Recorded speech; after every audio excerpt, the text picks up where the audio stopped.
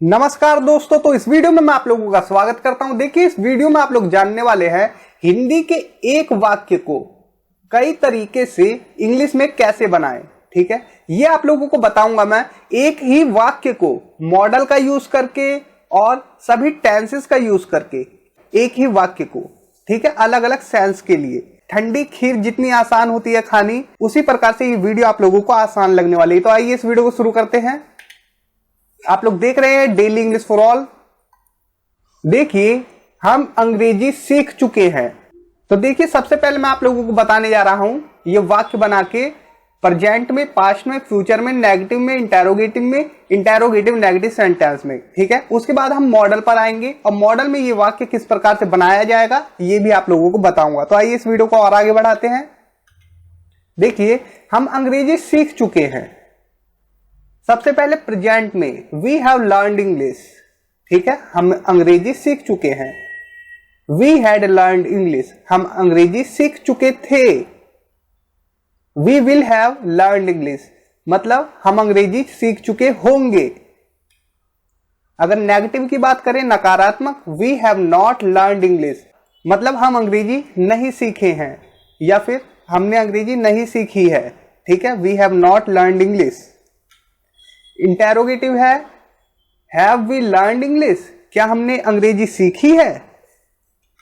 Interrogative negative, have we not learned English, क्या हमने अंग्रेजी नहीं सीखी है। ठीक है, तो आप लोगों ने सभी प्रकार से देख लिया, लेकिन आप लोगों को यह कैसे पता चलेगा कि कौन सा वाक्य प्रेजेंट में है और कौन सा पास्ट में, कौन सा फ्यूचर में है। तो बहुत ही आसान तरीका है, जिस भी वाक्य में हैज या हैव है, ठीक है, हैज या हैव आए तो समझ जाना वो प्रेजेंट का वाक्य है, वर्तमान का। ठीक है, जिस भी वाक्य में हैड आए तो समझ जाना वो पास्ट का वाक्य है, मतलब अतीत का, बीते हुए समय का वाक्य है। जिस भी वाक्य में विल हैव आए तो समझ जाना ये फ्यूचर की बात हो रही है। जैसे we will have learned English, मतलब कि हम इंग्लिश सीख चुके होंगे।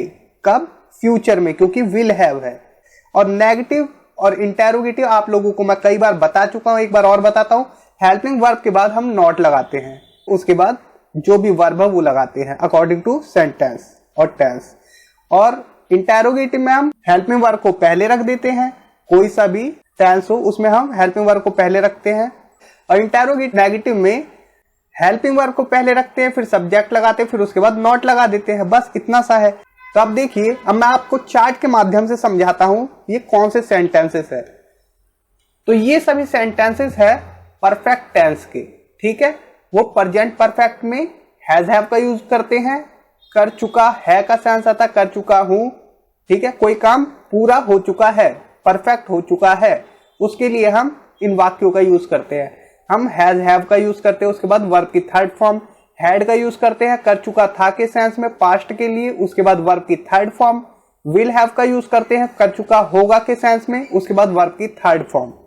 ठीक है, इतना आप लोगों को पता है। ध्यान से नीचे देखिए मॉडल का प्रयोग। मॉडल वर्ब से हम काबिलियत, राय, संभावना या जिम्मेदारी दिखाते हैं। इतना आप लोगों को मैं बहुत बार बता चुका हूं। ठीक है, हम अंग्रेजी सीख चुके होंगे तो हम विल हैव से बनाएंगे, we will have learned English, हम अंग्रेजी सीख चुके होंगे। अब हम मॉडल का यूज करके may have, might have, must have, would have का यूज करके इसी सेंटेंस को बनाते हैं। We may have learned English, हम अंग्रेजी सीख चुके होंगे। We might have learned English, हम अंग्रेजी सीख चुके होंगे। We must have learned English, हम अंग्रेजी सीख चुके होंगे। We would have learned English, हम अंग्रेजी सीख चुके होंगे। तो आप लोग इतने सारे ये जो सभी मॉडल वर्ब है इनका यूज करके आप लोग ये परफेक्ट वाला सेंटेंस बना सकते हैं जो विल हैव से बना है। हम अंग्रेजी सीख चुके होंगे। अगर हम विल हैव का यूज कर रहे हैं तो ये तो डायरेक्टली फ्यूचर की बात हो गई। ठीक है, कि फ्यूचर में हम ऐसा कर चुके होंगे। लेकिन हम मे हैव का यूज कर रहे हैं तो हम प्रेजेंट में बता रहे हैं कि हम अंग्रेजी सीख चुके होंगे। माइट हैव से भी हम बता रहे हैं प्रेजेंट की बात, मस्ट हैव से भी हम प्रेजेंट की बात बता रहे हैं। ठीक है, लेकिन हम संभावना दिखा रहे हैं। We may have learned English, हम अंग्रेजी सीख चुके होंगे।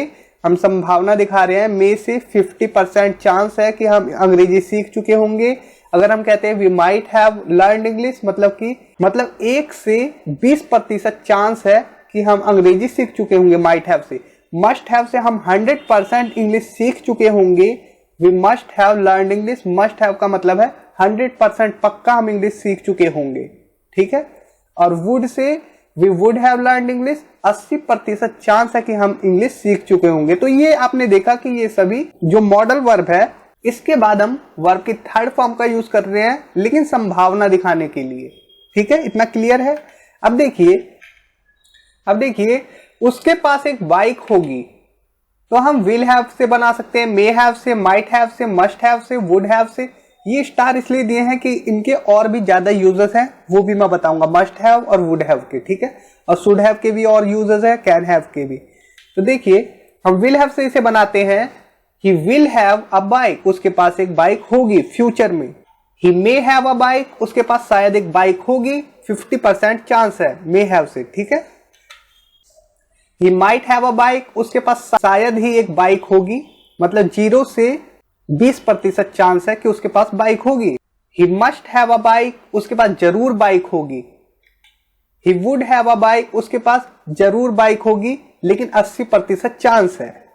तो आपने देखा यहां पर हमने हैव के साथ ऑब्जेक्ट का यूज किया, जैसे सभी मॉडल वर्ब, उसके बाद हमने हैव लगाया, उसके बाद ऑब्जेक्ट आ रहा है। यहां पर वर्ब की थर्ड फॉर्म नहीं है, ये आपको ध्यान देना है। तो कोई चीज पास होने के सेंस में या संभावना दिखाने के लिए हम इन मॉडल्स का यूज करते हैं, ठीक है। और अगर हम बात करें he should have a bike, तो उसके पास एक बाइक होनी चाहिए, ठीक है, एक राय दे रहे हैं। He can have a bike, उसके पास एक बाइक हो सकती है, कैन भी पॉसिबिलिटी दिखाता है, वो भी स्ट्रॉन्ग पॉसिबिलिटी, ठीक है। He can have a bike, उसके पास बाइक हो सकती है। अब देखिए, अब मैं आप लोगों को वुड हैव का यूज बताने वाला हूं डिटेल में। तो आइए इस वीडियो को और आगे बढ़ाते हैं थोड़ा। देखिए वुड हैव प्लस ऑब्जेक्ट, इसका मतलब हो जाता है पास होता। अभी मैंने आपको दिखाया पास होगा, जैसे कि अभी देखिए यहां पर क्या है, देखिए उसके पास एक बाइक होगी, he would have a bike, मतलब 80% संभावना है। संभावना दिखाने के लिए गागेगी का सेंस देगा वुड। और यहां पर हम फिर से वुड हैव प्लस ऑब्जेक्ट करते हैं, तो पास होता का भी सेंस देता है। देखिए किस प्रकार से, अगर उसके पास पैसा होता तो उसके पास एक बाइक होती। इफ ही हैड मनी, अगर उसके पास पैसा होता, he would have a bike, उसके पास बाइक होती। अब तो ये प्रेजेंट की बात है, ठीक है, प्रेजेंट की हम बात बता रहे हैं। अब देखिए अगर उसने पैसा कमाया होता तो उसके पास एक बाइक होती। If he had made money, he would have had a bike, ये पास्ट की बात है, ठीक है, ये बीते हुए समय की बात है। अगर उसने पैसा कमाया होता तो उसके पास एक बाइक होती, ठीक है। तो ये कल्पना कर रहे हैं हम, ये क्या है, कंडीशनल टाइप 3 का सेंटेंस है, और ये क्या है, ऊपर वाला कंडीशनल टाइप 2 का सेंटेंस है, ठीक है। तो देखिए अगर उसने पैसा कमाया होता, if he had made money, उसके पास एक बाइक होती, he would have had a bike. तो यहां पर देखिए जो हैड है ना, ये पास्ट के बारे में बताने के लिए लगाया गया है एक ऑब्जेक्ट से पहले, ठीक है। वुड हैव हैड कहेंगे कोई भी पोसेशन दिखाने के लिए पास्ट का, ठीक है। जैसे उसके पास पैसे होते, he would have had money, ठीक है, उसके पास कार होती, he would have had a car, उसके पास नॉलेज होता, he would have had knowledge. इस प्रकार से, ठीक है। हम जब पास्ट की बात बताते हैं, कोई पोजेशन बताते हैं पास्ट में, तो हम वुड में हैव हैड लगाते हैं, ठीक है, या किसी भी मॉडल वर्ब के साथ हम हैव हैड लगाते हैं पास्ट का पोजेशन बताने के लिए। इतना आप लोगों को क्लियर हो गया। अब देखिए अगर उसके पास पैसा होता तो उसके पास एक बाइक होती।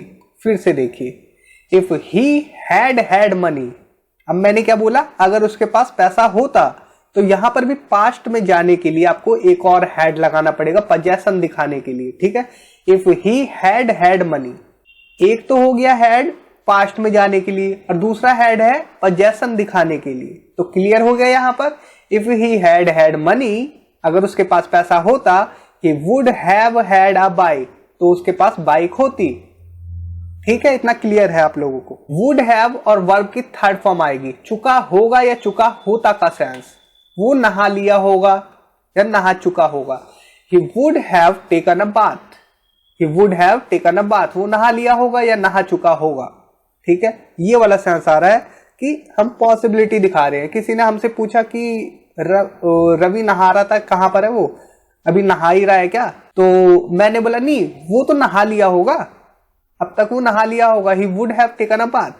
इफ बकेट हैड वाटर, अगर बाल्टी में पानी होता, he would have taken a bath, तो वो नहा लिया होता या नहा चुका होता। ठीक है, तो ये पास्ट की बात है। इतना आप लोगों को क्लियर हो गया। तो चुका होगा और चुका होता दोनों ही सेंस देता है वुड हैव।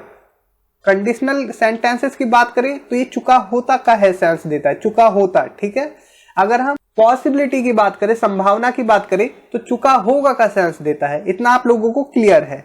तो इस वीडियो में इतना ही। उम्मीद है मैंने अच्छे से आप लोगों को समझाया होगा। तो मुझे लगता है यहां तक क्लियर कर दिया आप लोगों को, तो आप लोगों को अच्छे से समझ में आ गया होगा कि हम एक ही सेंटेंस को कितने प्रकार से बना सकते हैं। अगर आप लोगों को इसके और भी पार्ट चाहिए तो आप लोग मुझे कमेंट बॉक्स में जरूर लिखें, मैं और भी पार्ट बनाऊंगा। किस टॉपिक पे चाहिए ये भी लिखें, मैं उसके ऊपर जल्द ही वीडियो बनाने की कोशिश करूंगा। तो इस वीडियो में इतना ही दोस्तों। तो इस वीडियो में मैं जब तक के लिए टारगेट रख देता हूं सिर्फ 1000 लाइक के, तो 1000 लाइक तो कर ही देना। बस आपको ये वीडियो शेयर करनी है, लाइक तो अपने आप बनते जाएंगे। तो आइए इस वीडियो को यहां पर समाप्त करते हैं। Thanks for watching, take care, bye.